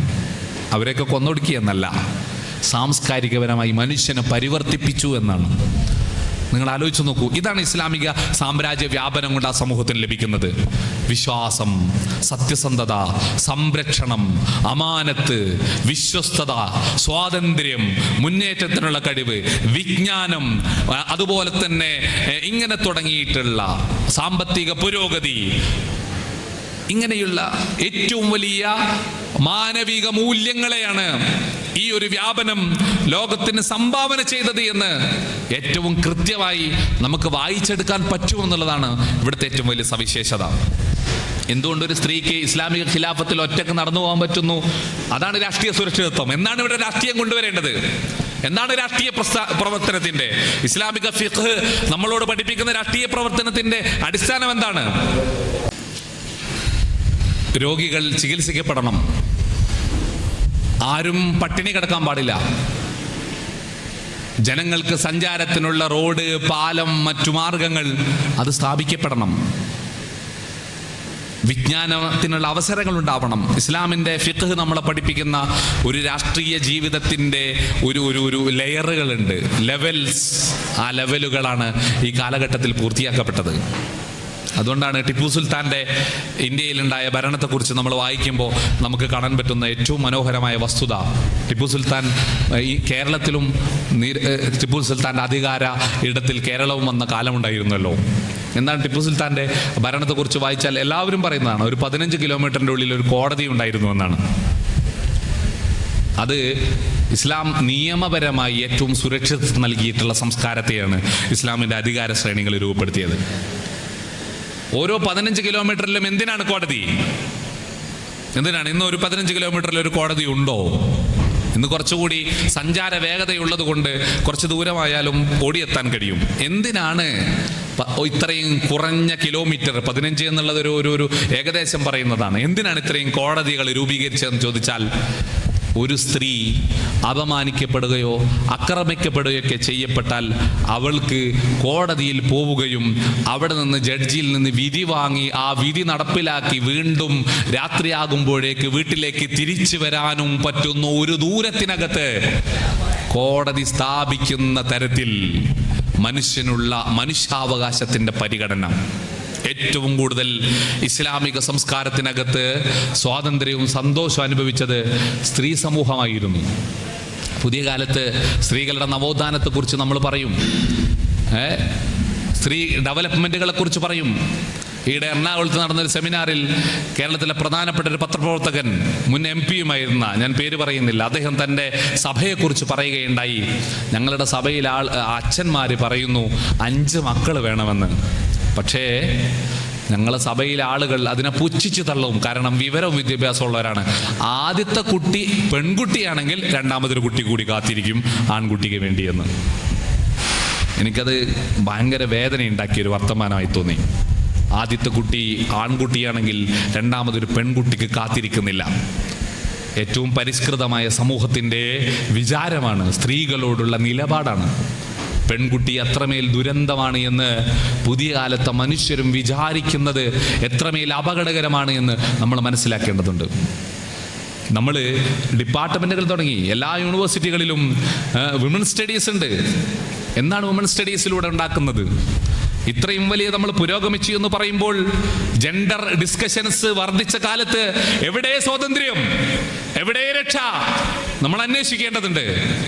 അള്ളാഹുവിന്റെ ഹബീബ് സല്ലല്ലാഹു അലൈഹി വസല്ലം തങ്ങൾ ഇസ്ലാം മുന്നോട്ട് വെക്കുന്ന ഈ സാംസ്കാരിക സഞ്ചാരത്തിന്റെ ആശയമായി നൽകിയത് പെൺകുട്ടികൾ നിങ്ങൾക്ക് അനുഗ്രഹമാണ് എന്നാണ്. 2 പെൺകുട്ടികളെ സസന്തോഷം വളർത്തി വലുതാക്കി ജീവിതത്തിന്റെ സമ്പന്നതയിലേക്ക് എത്തിച്ച പിതാവിന് സ്വർഗം വാഗ്ദാനം ചെയ്ത റസൂൽ സല്ലല്ലാഹു അലൈഹി വസല്ലം, ആ റസൂലുള്ളാഹി സ്വല്ലല്ലാഹു അലൈഹി വസല്ലം തങ്ങളുടെ ആ ഒരു വൈജ്ഞാനികപരമായ നാഗരിക ബോധത്തിലേക്ക് ഈ പുതിയ കാലത്തിനൊന്നും നടക്കാൻ കഴിയില്ല. മനുഷ്യൻ ഇന്ന് മനുഷ്യനോട് ഏറ്റവും കൂടുതൽ ശത്രു ചെയ്തുകൊണ്ടിരിക്കുന്ന കാലത്ത് ഒരിക്കലും സാധിക്കില്ല. മനുഷ്യാവകാശമാണ് ഇസ്ലാമിൻ്റെ ഏറ്റവും പ്രൈം കൺസേൺ. ആ മനുഷ്യാവകാശത്തെ പരിഗണിച്ചുകൊണ്ട്, മനുഷ്യന്റെ പട്ടിണിയെ അഡ്രസ് ചെയ്തുകൊണ്ട്, മനുഷ്യന്റെ അടിസ്ഥാന സൗകര്യങ്ങളുടെ വികാസത്തെക്കുറിച്ച് ചർച്ച ചെയ്തുകൊണ്ട്, അങ്ങനെയുള്ള ഒരു മുന്നേറ്റത്തെക്കുറിച്ചുള്ള വിചാരമാണ് ഇസ്ലാം എന്ന് പറയുന്ന സിവിലൈസ്ഡ് സൊസൈറ്റിയുടെ മുഖം. ആ ഒരു സിവിലൈസ്ഡ് കമ്മ്യൂണിറ്റിയാണ് ഇസ്ലാം രൂപപ്പെടുത്തിയെടുത്തത്. അതിഥികളെ ബഹുമാനിക്കുക, അതിഥികളെ ആദരിക്കുക. ലോകസഞ്ചാരികൾ നമ്മളോട് പറയുന്ന ഒരു കാര്യമുണ്ട്.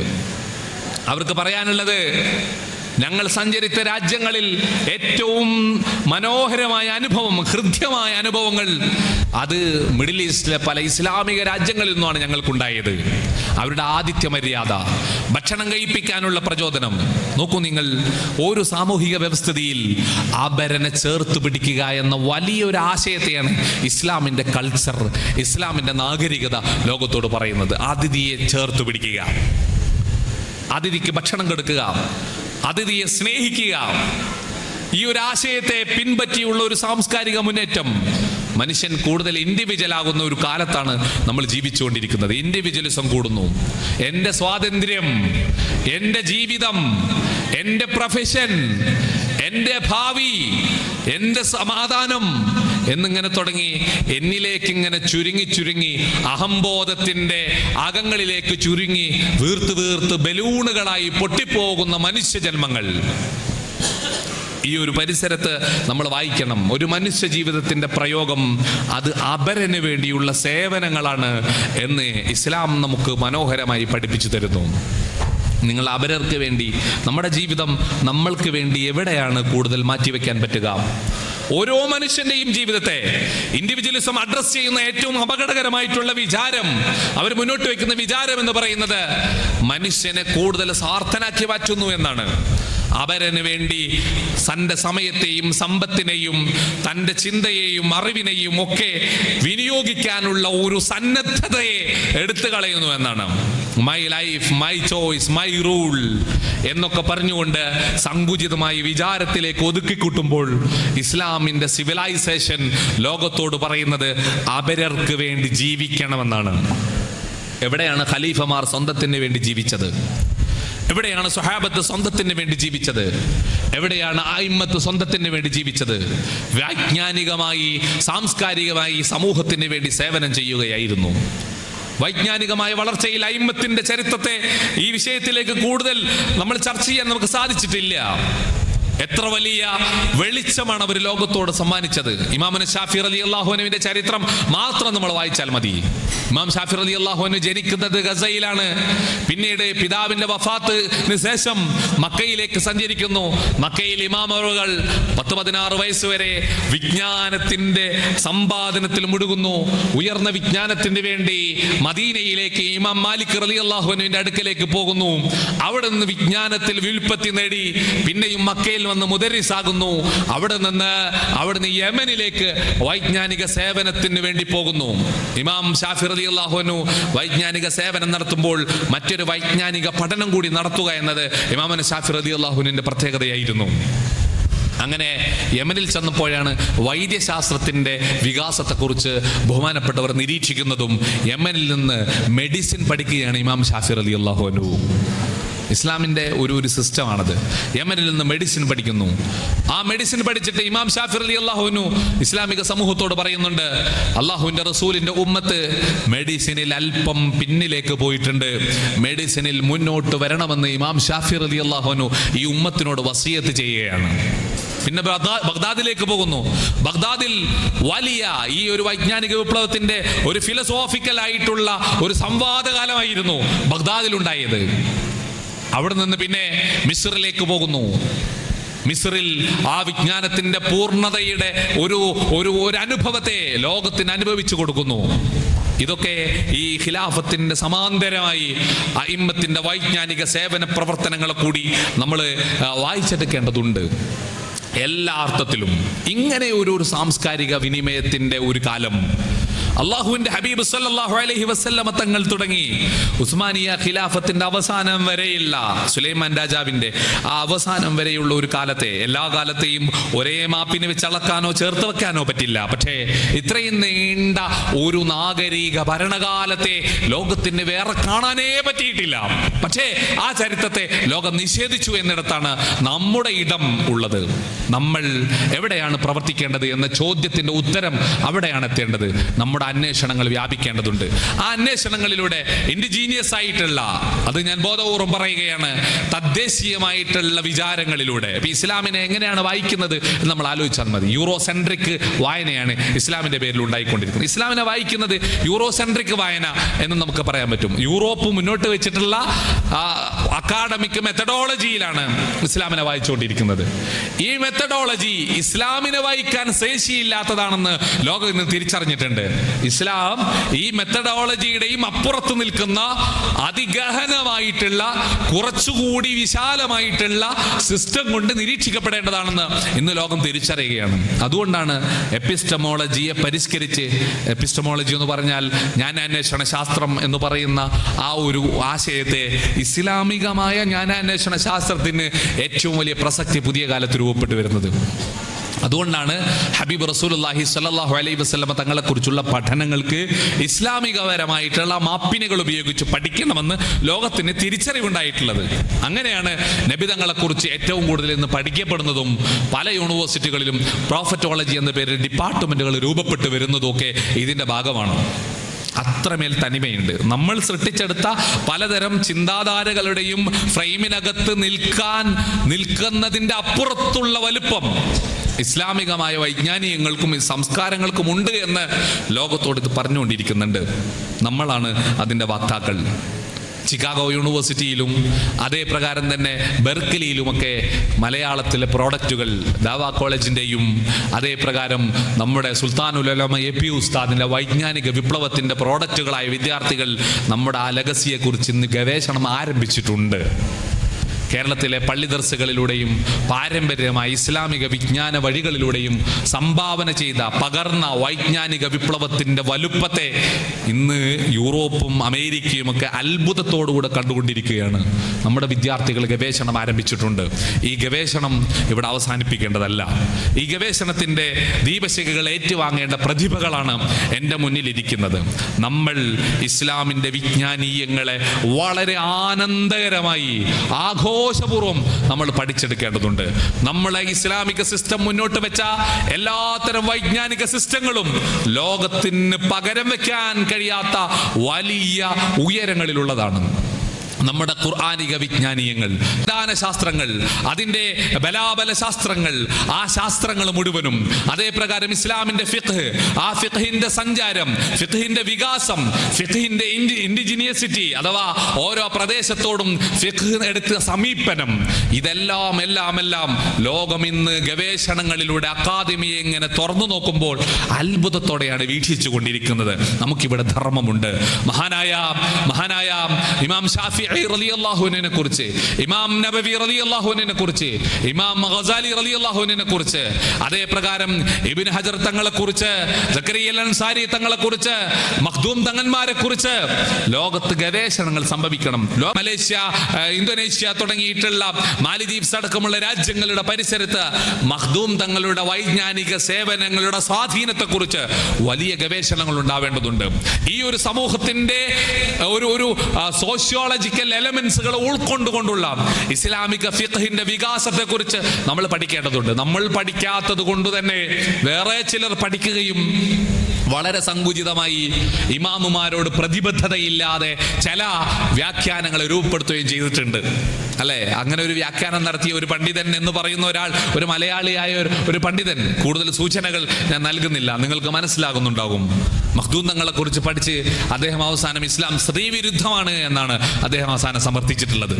ഇസ്ലാമിനെ കുറിച്ച് വളരെ വളരെ നാരോ ആയിട്ടുള്ള അറിവുകളായിരിക്കും അദ്ദേഹത്തിന്റെ സർവകലാശാല എന്ന് പേരുള്ള സ്ഥാപനത്തിൽ നിന്ന് ചിലപ്പോൾ നൽകുന്നത് എന്നതാണ് അതിന്റെ ഏറ്റവും വലിയ പ്രശ്നം. നമ്മളാണ് യഥാർത്ഥത്തിൽ വിജ്ഞാനത്തിന്റെ അവകാശികൾ.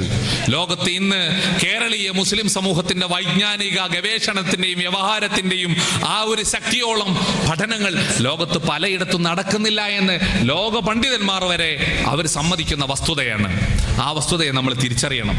അമേരിക്കയിലെ ഒരു പണ്ഡിതനെ കാണുമ്പോൾ അദ്ദേഹം ഭാഷ മാറി ഖുത്ബ ഓതുമ്പോൾ നമ്മൾ അത്ഭുതപ്പെടുന്നുണ്ടാവാം.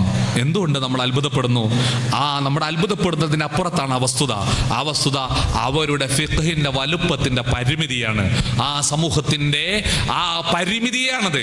ആ പരിമിതി അവർ മനസ്സിലാക്കുന്നുണ്ട്. എന്നാൽ പരിമിതികളില്ലാതെ ഈ വിജ്ഞാനീയത്തെ പകരാനുള്ള ഉത്തരവാദിത്വം നമുക്കുണ്ട്. ലോകമത് തിരിച്ചറിയുന്നുണ്ട്. ഇസ്ലാമിനെ കുറിച്ചുള്ള കമ്മ്യൂണിറ്റികൾ, പുതിയ പണ്ഡിത കൂട്ടായ്മകൾ രൂപപ്പെടുന്നുണ്ട്.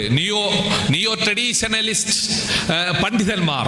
നിയോ ട്രഡീഷണലിസം എന്നത് പുതിയ ടേം നമ്മൾ പഠിച്ചു നോക്കുമ്പോൾ കുറച്ചുകൂടി ഇസ്ലാമിന്റെ പാരമ്പര്യത്തെ ഉൾക്കൊള്ളാൻ ശേഷിയുള്ള ഒരു പണ്ഡിത വ്യൂഹം യൂറോപ്യൻ അമേരിക്കൻ രാജ്യങ്ങളിൽ രൂപപ്പെട്ടുകൊണ്ടിരിക്കുന്നുണ്ട്. ഇത് നമുക്ക് വലിയൊരു സാധ്യതയാണ്. നമ്മുടെ പ്രബോധനത്തിന്റെ വലുപ്പം എവിടെയാണ്? ഇനിയും കേരളത്തിലോ കർണാടകയിലോ ഇടമുണ്ടോ എന്ന് തിരയേണ്ട ആളുകളാണ് നമ്മളെന്ന് എനിക്ക് തോന്നുന്നില്ല.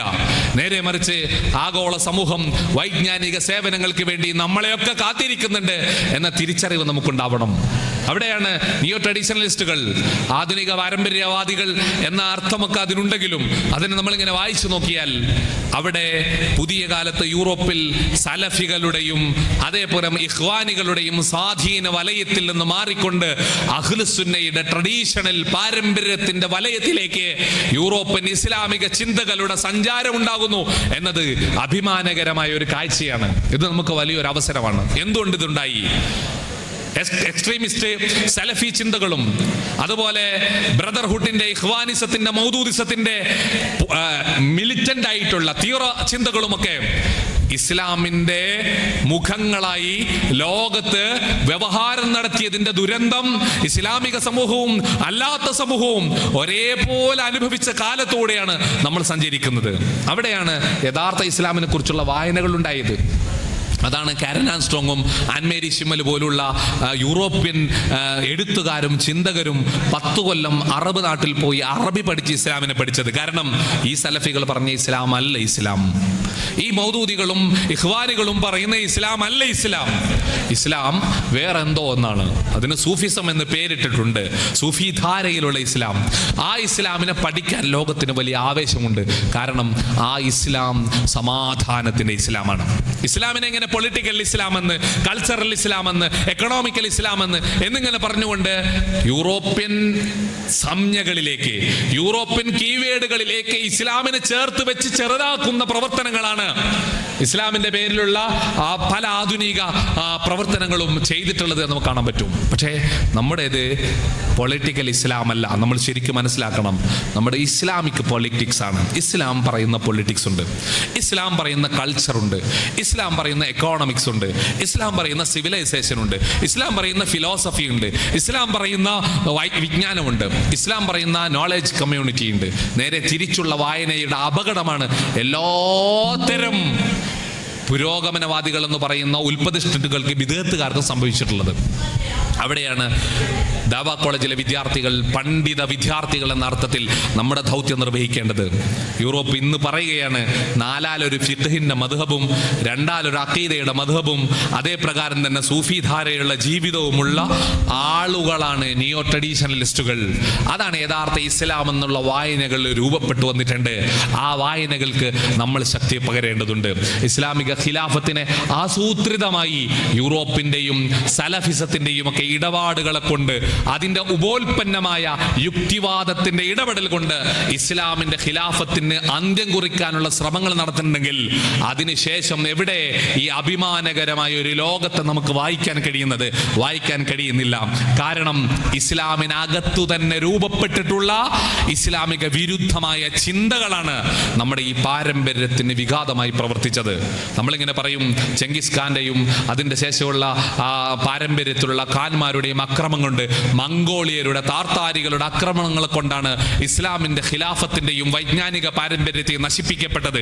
ശരിയാണ്, വലിയൊരു വസ്തുതയാണ്.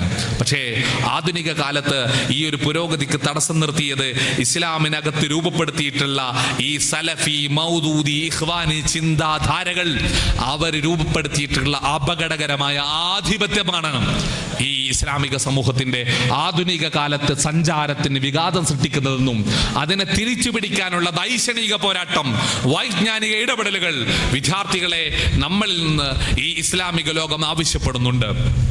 ഇസ്ലാമിക് സ്റ്റഡീസുകൾ എന്ന് വ്യാപകമാണ്. എന്താണ് ഇസ്ലാമിക് സ്റ്റഡീസ് എന്ന് നമ്മൾ വായിക്കേണ്ടതുണ്ട്. ഇസ്ലാമിനെ പഠിച്ചുള്ള പഠനങ്ങളാണോ ഇസ്ലാമിക് സ്റ്റഡീസുകൾ, അതോ മറ്റെന്തെങ്കിലുമാണോ ഇസ്ലാമിനെ ആധുനികതയ്ക്ക് വേണ്ടി ദുർവ്യാഖ്യാനം ചെയ്യുന്നതാണോ എന്ന് നമ്മൾ പരിശോധിക്കേണ്ടതുണ്ട്. കാലിക്കറ്റ് യൂണിവേഴ്സിറ്റിയുടെ ഇസ്ലാമിക് സ്റ്റഡീസിന്റെ പുസ്തകങ്ങൾ നിങ്ങൾ വായിച്ചിട്ടുണ്ടോ? നിങ്ങളത് വായിച്ചു നോക്കണോ. അതിനകത്ത് എന്ത് ഇസ്ലാമിനെയാണ് സമൂഹത്തിന് ലഭിക്കുക? നമ്മൾ വലിയ സമരങ്ങളിലേക്ക് പോവേണ്ട വസ്തുതകൾ അതിനകത്തുണ്ട്. ആഗോളതലത്തിലുള്ള ഇസ്ലാമിക് സ്റ്റഡീസിന്റെ പുസ്തകങ്ങൾ നിങ്ങൾ വായിച്ചു നോക്ക്. ഇസ്ലാമിക് തിയോളജിയുടെ പുസ്തകങ്ങൾ, ഇസ്ലാമിനെ അഡ്രസ് ചെയ്യുന്ന 2 ഇടങ്ങളാണ് ഇസ്ലാമിക് സ്റ്റഡീസും ഇസ്ലാമിക് തിയോളജിയും. ഈ 2 സ്ഥലങ്ങളും ഇസ്ലാമിനെ വളരെ അപകടകരമായിട്ടാണ് നിരീക്ഷിച്ചു വെച്ചിട്ടുള്ളത്. എന്തുകൊണ്ട് ഇത് സംഭവിക്കുമെന്ന് നമുക്കറിയാം. നമ്മുടെ ഇന്ത്യയിലെ ഏറ്റവും പ്രധാനപ്പെട്ട ഒരു ഇൻസ്റ്റിറ്റ്യൂഷനാണ് അലിഗർ സെൻട്രൽ യൂണിവേഴ്സിറ്റി. അലിഗഡ് മുസ്ലിം യൂണിവേഴ്സിറ്റി എന്ന് പറയുന്ന കിഴക്കിന്റെ ഓക്സ്ഫോർഡ് എന്ന പേരിൽ അറിയപ്പെടുന്ന വലിയ വൈജ്ഞാനിക പാരമ്പര്യമുള്ള വൈജ്ഞാനിക കേന്ദ്രം. അതിനകത്ത് ഇസ്ലാമിക് തിയോളജി ഉണ്ട്. മൗലാന ആസാദ് യൂണിവേഴ്സിറ്റിയിൽ ഇസ്ലാമിക് തിയോളജി ഉണ്ട്. കൊൽക്കത്തയിലെ ആലിയ യൂണിവേഴ്സിറ്റിയിൽ ഇസ്ലാമിക് തിയോളജിയുടെ പഠനങ്ങളുണ്ട്. അതേപോലെ തന്നെ കാശ്മീർ യൂണിവേഴ്സിറ്റിയിൽ ഇസ്ലാമിക് തിയോളജിയുടെ പഠനങ്ങളുണ്ട്. വിദ്യാർത്ഥികളെ ഗവേഷണത്തിന്റെ ഭാഗമായി നിങ്ങൾ ആ ടെക്സ്റ്റുകൾ എടുത്ത് പരിശോധിച്ച് നോക്കണം. ആ ടെക്സ്റ്റുകൾ എത്രമേൽ ഇസ്ലാമികമാണ്, ആ ടെക്സ്റ്റുകൾ എത്രമേൽ ഇസ്ലാമിന്റെ സൗന്ദര്യത്തെ വെളിവാക്കുന്നതാണ്, ആ ടെക്സ്റ്റുകൾ എത്രമേൽ അഇമ്മത്തിനോട് സത്യസന്ധത പുലർത്തുന്നുണ്ട് എന്ന് നമ്മൾ വായിക്കേണ്ടതുണ്ട്. ഒരു തിയോളജി സ്റ്റുഡന്റ് എന്ന അർത്ഥത്തിൽ എനിക്ക് മനസ്സിലാക്കാൻ പറ്റിയിട്ടുള്ള യാഥാർത്ഥ്യം എന്ന് പറയുന്നത് ഇസ്ലാമിന്റെ തിയോളജിയും അതേ പ്രകാരം തന്നെ ഇവർ മുന്നോട്ട് വെക്കുന്ന തിയോളജിക്കൽ പഠന പദ്ധതിയും അജഗജാന്തരമുണ്ട് എന്നാണ്. അപ്പോൾ ആരാണ് ഇത് തിരുത്തുക? അലിഗഡ് സെൻട്രൽ യൂണിവേഴ്സിറ്റിയിൽ പോയി അവിടുത്തെ തിയോളജിയിൽ ഇസ്ലാമിന്റെ ഫിഖ്ഹിനെ കുറിച്ച് റിസർച്ച് നടത്തി നമ്മൾ തിരുത്തണം. അത് അത്തരം യൂണിവേഴ്സിറ്റികളിൽ നിന്നാണ് നേരത്തെ ഞാൻ പറഞ്ഞ ഇന്ത്യൻ ഓഷ്യൻ പരിസരത്തുള്ള രാജ്യങ്ങളിലെ സർവകലാശാലകളിലെ അക്കാദമിക വിഷയങ്ങൾ, ഷാഫി മദ്ഹബ് പഠിക്കാനുള്ള പുസ്തകങ്ങൾ രചിക്കപ്പെടുന്നത് എന്നത് എത്ര വേദനാകരമായ വസ്തുതയാണ്. ഷാഫി മദ്ഹബ് പഠിക്കുന്ന വിദ്യാർത്ഥികൾക്കിടയിലേക്ക് പോലും ഹബീബ് സല്ലല്ലാഹു അലൈഹി വസല്ലം തങ്ങളുടെ വൈജ്ഞാനിക വിപ്ലവത്തെക്കുറിച്ച് നമുക്ക് പറയേണ്ടതുണ്ട്. നമുക്കത് പറയണമെങ്കിൽ നമ്മൾ പഠിക്കേണ്ടതുണ്ട് എന്നാണ് ഈ സമയത്ത് ഓർമ്മപ്പെടുത്താനുള്ളത്. അപ്പോഴാണ് ലോകത്തിന് സമാധാനപരമായ ഒരു കാഴ്ചപ്പാട് രൂപപ്പെടുന്നത്. ഏതായാലും ലോകം ഇത് പഠിക്കുന്നുണ്ട്. അതുകൊണ്ടാണ് ലോകത്ത് ഇന്ന് ഏറ്റവും കൂടുതൽ വളർന്നുകൊണ്ടിരിക്കുന്ന മതം അത് വിശുദ്ധമായ ഇസ്ലാമാണെന്നുള്ള വസ്തുത അഭിമാനപൂർവ്വം നമ്മൾ ഓർക്കേണ്ടതുണ്ട്. ഇന്ത്യ രാജ്യത്ത് നമ്മളുടെയൊക്കെ കുറവ് കൊണ്ട് ചിലപ്പോൾ ലോകം ഇത് ചിലപ്പോൾ പഠിക്കുന്നുണ്ടാവില്ല. പക്ഷേ അതേസമയം വിദേശ രാജ്യങ്ങളിൽ യൂറോപ്പിലും അമേരിക്കയിലും ഒക്കെ വ്യാപകമായി ഇസ്ലാമിലേക്ക് ആളുകൾ കടന്നു വരുന്നു എന്നത് വലിയൊരു വസ്തുതയാണ്. ഈ വസ്തുതയ്ക്ക് ബലം നൽകേണ്ടത് നമ്മൾ കൂടിയാണ്. നമ്മൾ അത്തരം ഇടങ്ങളിൽ, വൈജ്ഞാനിക പ്രബോധന മേഖലകളിൽ പുതിയ ഇടങ്ങൾ കണ്ട് വികസിക്കണം. നമ്മൾ പരിമിതമായ കുഞ്ഞു ഇടങ്ങളിൽ അഭിരമിക്കാതെ വിശാലമായ അന്വേഷണങ്ങളിലേക്ക് പോവണമെന്ന് ആദ്യമായി എന്നോടും പിന്നീട് നിങ്ങളോടും ഓർമ്മപ്പെടുത്തിക്കൊണ്ട് ഈ ഒരു അവതരണത്തെ ഞാൻ അവസാനിപ്പിക്കുന്നു. ഇതൊരു വലിയ അവതരണമൊന്നുമല്ല, നേരെ മറിച്ച് ചില പഠനങ്ങളിലേക്കുള്ള സൂചനകളെങ്കിലും ആവട്ടെ എന്ന് മനസ്സുകൊണ്ട് ആഗ്രഹിക്കുകയാണ്. നിങ്ങൾ ഇതിൽ വിപ്ലവങ്ങൾ സൃഷ്ടിക്കുന്ന ഭാവി നിങ്ങൾ സൃഷ്ടിക്കണമെന്ന് ഓർമ്മപ്പെടുത്തിക്കൊണ്ട് ഞാൻ അവസാനിപ്പിക്കുന്നു. ദുആ വസിയത്തോടുകൂടെ. അസ്സലാമു അലൈക്കും വറഹ്മത്തുള്ളാഹി വബറകാതുഹു.